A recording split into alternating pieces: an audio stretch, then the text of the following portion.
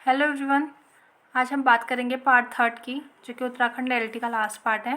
ठीक है, तो आज हमारे 100 क्वेश्चन इसमें कंप्लीट हो जाएंगे। ठीक है, तो 71 है, which one is not the fat soluble vitamin, यानी ऐसा कौन सा विटामिन है जो कि वसा में घुलनशील नहीं है। ठीक है, नॉट कह रहा है, तो विटामिन सी करेक्ट आंसर हो गया। नेक्स्ट है, the space between the inner and outer nuclear membrane is directly connected to the lumen of। तो जो कह रहा है केंद्रक झिल्लियों के मध्य की जगह का सीधा जुड़ाव इसकी मध्य गुहा से होता है। किसकी? Mitochondria, endoplasmic reticulum, Golgi body या लाइसोसोम। तो हमारा जो आंसर होगा वो क्या होगा? Endoplasmic reticulum. फिर next question, which of the following is the composition of copper matte. तो क्या होगा इसका answer? Cu2s plus FeS। Next है, people who can not directly express their anger, ऐसे व्यक्ति जो सीधे सीधे अपना क्रोध को अभिव्यक्त नहीं कर पाते हैं, तो किस में आएंगे वो? पिकनिक में, रिलीजियस में, एस्थेनिक में या एथलेटिक में। तो वो किस में आएंगे? एस्थेनिक में। ठीक है, लंबकाय में। ठीक है, नेक्स्ट है, learning curve represent by the graph is progress and rate of learning, rate of retention, rate of forgetting, all of the above. तो इसका जो आंसर होगा वो क्या होगा? All of the above. Next है, according to national curriculum framework 2005 English subject is compulsory from which class. तो ये इसका आंसर क्या है हमारा? क्लास 1। नेक्स्ट क्वेश्चन है, a concept learned by student in history class is used by him in Hindi class. This is an example of bilateral transfer, negative transfer, vertical transfer या positive transfer। तो क्या है? Positive transfer का example हो गया, क्योंकि वो क्या कर रहा है, जो भी उसने हिस्ट्री की क्लास में पढ़ा है वो उसका उपयोग हिंदी की क्लास में भी कर ले रहा है। नेक्स्ट क्वेश्चन है, comes under the acquired motives or, अर्जित अभिप्रेरकों के अंतर्गत आते हैं anger and fear, hunger and thirst, self protection, cooperation and competition. ठीक है, तो कह रहे हैं एक्वायर मोटिव्स हैं, ये हमने क्या करें? एक्वायर किए हैं, तो इसमें क्या आएगा? सहयोग और प्रतिस्पर्धा, यानी कॉपरेशन एंड कंपटीशन। ठीक है, नेक्स्ट है, in which teaching method the new rules or principles are derived from examples। तो कह रहा है किस शिक्षण विधि में उदाहरणों के माध्यम से नए नियम का सिद्धांत निकाला जाता है। तो देखो हमने इंडक्टिव मेथड में पढ़ा है, पहले क्या होता है उसमें? एग्जाम्पल होते हैं, फिर उसके बाद नियम होता है। ठीक है, एग्जाम्पल टू रूल। नेक्स्ट है, speculate inflorescence occurs in the family. तो हम देखो हमको पता है कि जो स्पेकुलेट होता है वो किस में होता है?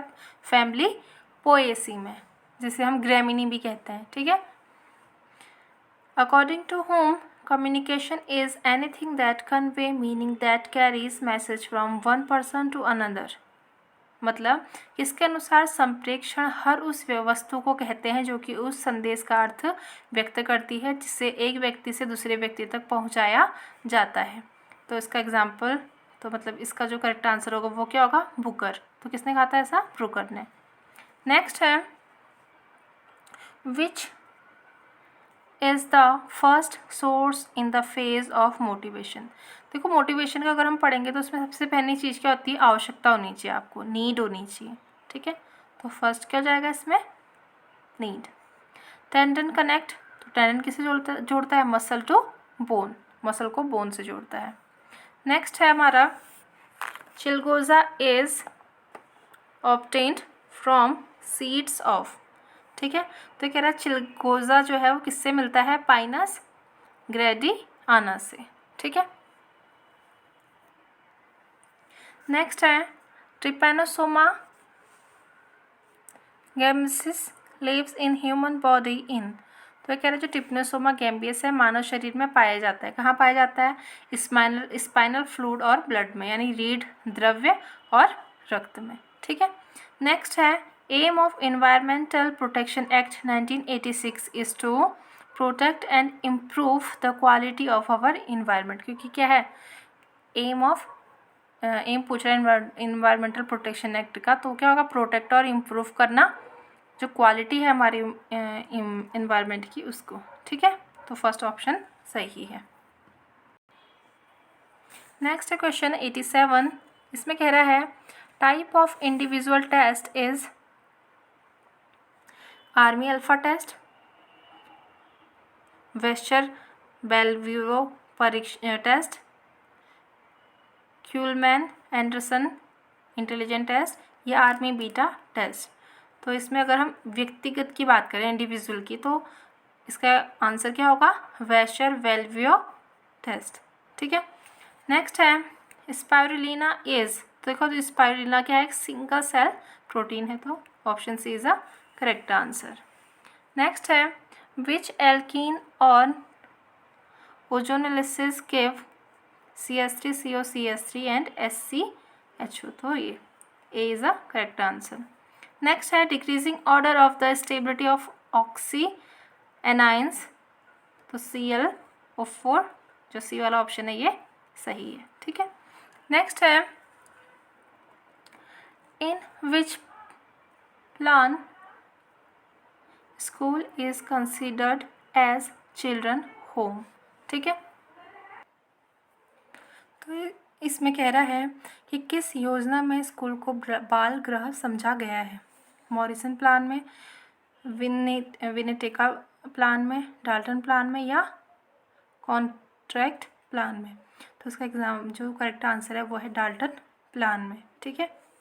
नेक्स्ट है foresight is consist in which theory of learning, तो कह रहा है पूर्व दृष्टि सीखने के किस सिद्धांत में निहित होती है, तो कह रहा है इनसाइट थ्योरी ऑफ लर्निंग। देखो फोरसाइट है, इनसाइट, ऐसे करके भी तुम जो करेक्ट आंसर है उस तक पहुंच सकते हो, ठीक है।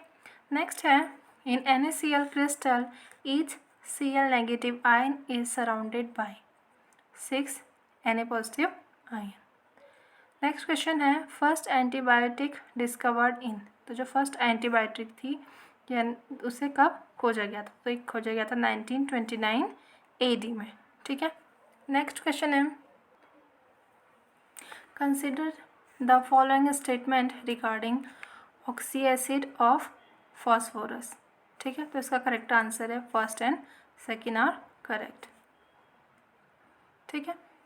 नेक्स्ट है according to Terman the intelligence quotient of mental retarded children is, तो जो टर्मन के अनुसार मंदबुद्धि बालकों की बुद्धि लब्धि होती है तो वो होती है लेस देन 70, ठीक है। नेक्स्ट है a few flowering plants have evolved a special mechanism to produce seeds without fertilization called, तो वो प्रोसेस जिसमें क्या होता है बिना निषेचन के, बिना फर्टिलाइजेशन हुए ही बीज बन जाते हैं, तो उसे हम कहते हैं एपोमिक्सिस, तो apomixis is correct answer. Next है how many cards are used in रोसा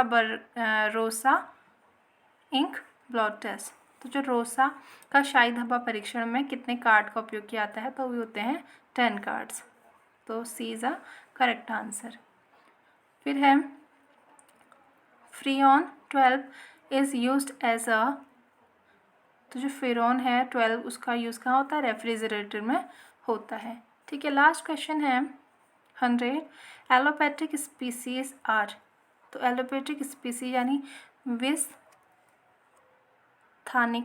विस्थानिक प्रजातियां हैं,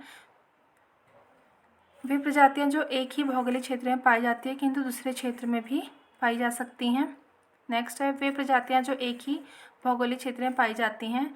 नेक्स्ट है वे प्रजातियां जो अटलांटिक महासागर में पाई जाती हैं, और लास्ट है वे प्रजातियां जो भिन्न भौगोलिक क्षेत्र में पाई जाती हैं। तो इसका जो करेक्ट आंसर है वो डी है, the species inhabiting different geographical area, ठीक है। तो ये हो गया हमारा LT का पेपर कंप्लीट।